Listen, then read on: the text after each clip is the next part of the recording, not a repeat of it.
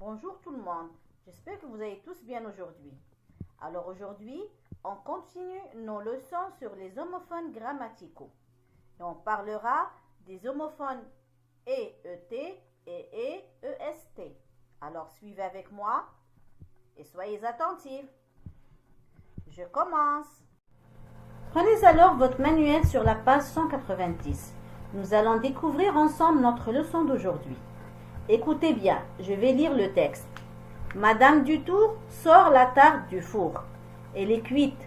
La pâte est bien dorée et appétissante. Nabila et Leila jouent sur leur lit. Mais bientôt, elles sentent l'odeur dégagée par la tarte.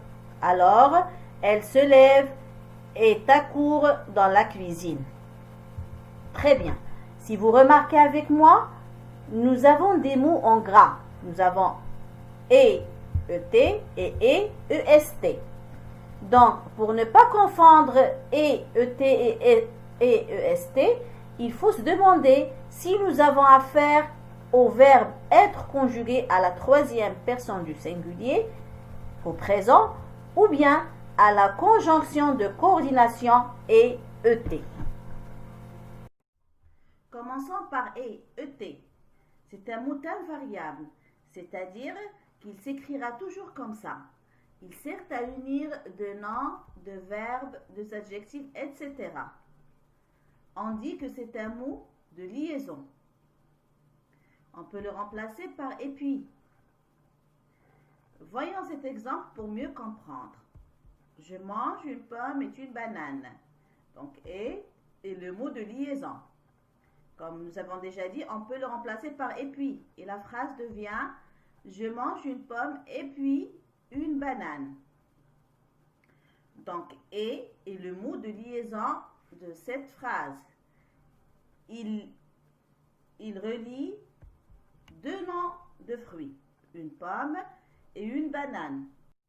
Maintenant, intéressons-nous au EEST. Nous l'avions peut-être reconnu.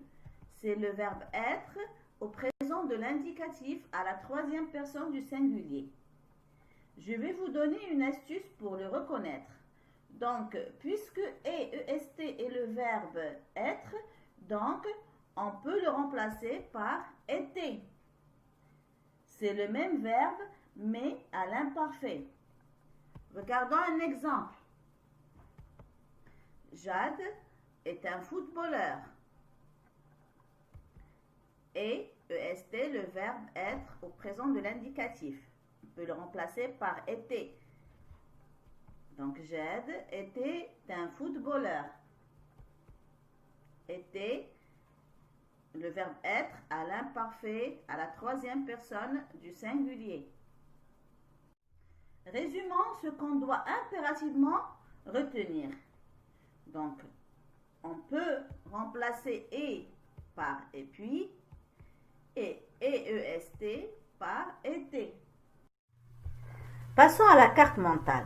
Donc aujourd'hui, nous avions vu l'un des homophones grammaticaux EET et EEST. Commençons par le premier E. Donc EET est une conjonction de coordination qu'on peut remplacer par et puis. Exemple, j'ai acheté une chemise et un pantalon. Donc quand on remplace et par et puis, la phrase devient j'ai acheté une chemise et puis un pantalon. Très bien. Passons au deuxième et qui s'écrit EST.